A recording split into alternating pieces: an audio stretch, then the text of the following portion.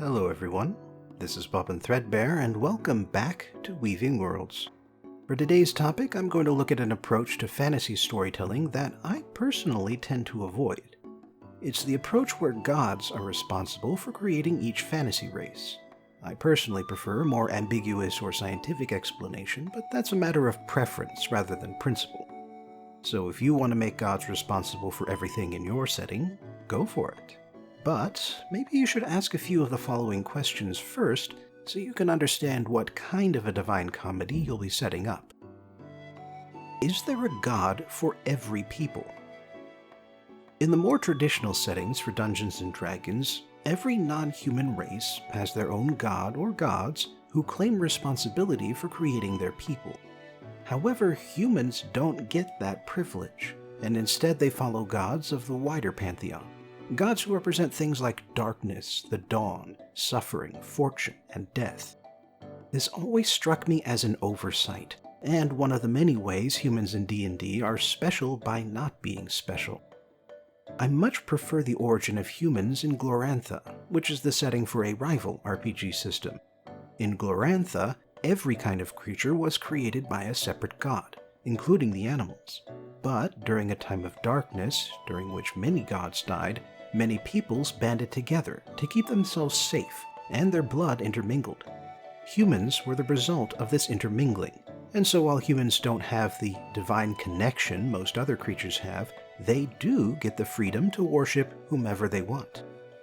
Both of these examples are cases where gods created some fantasy races but didn't create others. And there's certainly nothing wrong with that approach. But if the gods made some intelligent peoples appear, but not all of them, then you should probably figure out where the others came from and why the gods would bother creating their own versions when they have some pre-existing peoples they can use instead. Are the gods still the driving force? In the present day of your setting, are the gods still in charge of every major action, or have they stepped away for some reason?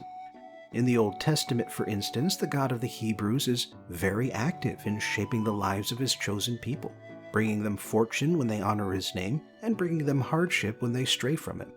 So you could do the same for your setting, and have each god direct their people the same way a king directs his kingdom. Your second option is to give the gods more of an advisory position, where they can offer support, but ultimately mortals make their own decisions. Maybe the gods struck a sort of cosmic compromise that keeps them from interfering more directly in mortal lives. Or maybe they can no longer enter the world of mortals thanks to some sort of cataclysm. Either way, this approach allows your mortal characters to exercise more agency and responsibility, and it means that each divine faction can be more dynamic, since a god's followers can disagree about what they want without the god showing up to smite the side that's incorrect. Then there's the third option, which is to mix things up. Maybe the heroes are mortals without any divine backing, but their enemy is an evil god. It can be hard to justify this kind of difference in power levels, but if you can come up with a strong enough story, then you might just be able to get away with it. Why does a god need a people? Now, I should mention that you don't have to fully answer this question. Honestly, a lot of real-world religions don't answer this question, and those that do often provide conflicting stories. Still, if you have gods that take an active role in the story, then you should ask this question because it can help you figure out what a god's goal is and how an army of followers can help them complete that goal. Do your gods need to prove themselves against each other, and fighting one-on-one is somehow impossible or too dangerous to attempt? Are the gods strengthened by worship, and so the more worshippers they have, the more powerful they get? Are the gods playing a game with each other, and mortals are nothing more than chess pieces on a board? Your answer will define the relationship between mortals and the divine, so choose wisely. Did the gods collaborate? The assumption when you create a setting where various gods create various mortal races is that they intend to compete with one another. But what if they don't? What if the gods all work together, borrow each other's notes, and help to design each other's creations? Maybe something went wrong later that caused the gods to hate one another. Or maybe the gods gave their creations free will, and so all conflicts in your setting strictly originate between mortals. That second option is best for when you don't want your fantasy races to be monolithic. When you want there to be divisions between elven nations and between dwarven nations just as often as there are between human and elven nations or between orcish and dwarven nations. There may be a god for each fantasy race, but since the gods don't drive the conflict, you can safely make their existence a background element even if they play an active role in the lives of their followers. Are the gods truly separate? When they migrated through all of Eurasia, the Proto-Indo-Europeans brought with them certain common words and cultural touchstones, including a sky father who would be variously known as Zeus, Jupiter, Thor, and other names. Following the conquests of Alexander the Great, certain efforts were made to syncretize the Greek religion with that of Persia, and in particular with the religion of Egypt. The argument was that the gods were always the same, but fallible humans knew them by different names and worshipped them in different ways. So what if that was the case in your setting? Every fantasy race has its own origin story and its own name for their creator god, but unbeknownst to them, there is only one creator god. In fact, all the gods of every pantheon are just different aspects or incarnations of one another. There is only one god of the hunt, one god of war, one god of love, and so on. If this is the case, then the gods of your setting would have to be very hands-off, or else they'd be able to explain the situation to their followers.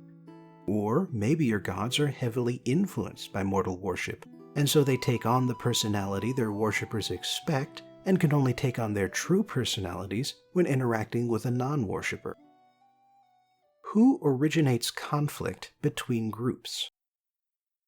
I touched on this earlier, but it's an important point to consider. Are your fantasy races friends and enemies because their gods are friends and enemies, or do mortals make up their own minds for mortal reasons?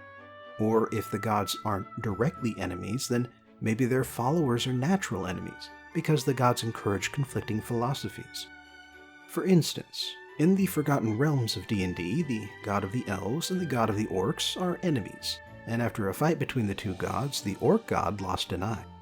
However, the more immediate issue between the god's followers is that the god of the elves encourages peaceful coexistence and quiet contemplation, while the god of the orcs demands constant warfare and aggressive ambition.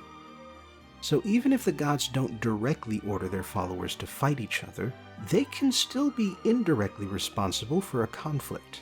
If not because of a divine order, then because theocratic leaders want to spread their message or conquer new lands for their people.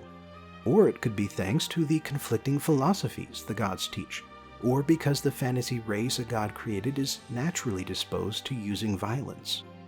Much like a bad parent, it's very possible for a god to be ultimately responsible for a conflict, even if their children were the ones making all the decisions. What story does divine creation help you tell? I left this question for last because it's the single most important thing you should ask yourself. What is the purpose of having gods create your fantasy races instead of having them appear some other way, or instead of leaving it as an unanswered question? What themes can you underline with divine interference? What can you say about religion, or culture, or parenthood, or some other topic that you can't say without putting this feature into your setting? Now don't get me wrong, if your answer is, I don't know but it sounds cool, then go ahead and add it. I certainly won't stop you, and I won't even ask you to think twice. However, when you do one thing with your setting, you cut yourself off from doing other things. If gods exist and created mortals, then you can't also say that mortals created gods with their belief, or that gods are mysterious and might not exist. With those setups, you can play around with different themes, like the power of belief, or the need for faith in an uncertain world. Thus, while you can do whatever you want with gods when your themes have nothing to do with religion, if it is the case that religion is important, then you should think carefully about how, why, and whether the gods created mortals before you decide how it works in your setting. Thanks for joining me again for today's journey into Weaving Worlds. Please like, share, and subscribe because that raises my visibility here on YouTube. Check out my other stuff if you have some time, support me on Patreon if you have some money, and I hope I'll see you again for the next video.